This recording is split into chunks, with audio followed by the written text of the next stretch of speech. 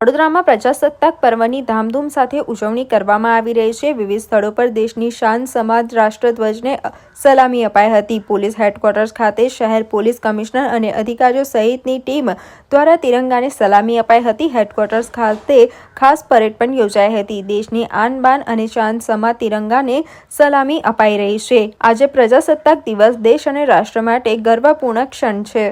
ગણતંત્ર દિવસની આપ સૌને ખૂબ ખૂબ શુભકામનાઓ। આજે પોલીસ મુખ્ય મથક ખાતે વડોદરા શહેર પોલીસ દ્વારા ગણતંત્ર દિવસનું ઉજવણીના નિમિત્તે ગ્રાન્ડ પરેડ સેરેમની અને વર્ષ દરમિયાન જે પોલીસ અધિકારી કર્મચારીઓ પોતપોતાના કાર્યક્ષેત્રમાં સર્વશ્રેષ્ઠ કામગીરી કરી છે અને શહેરજનોને સુરક્ષા વ્યવસ્થા પૂરી પાડવાની દિશામાં મહેનત કરી છે એવા અધિકારીઓ અને કર્મચારીઓને પ્રતીક રૂપે આપણે આજે સન્માન પણ કરી છે।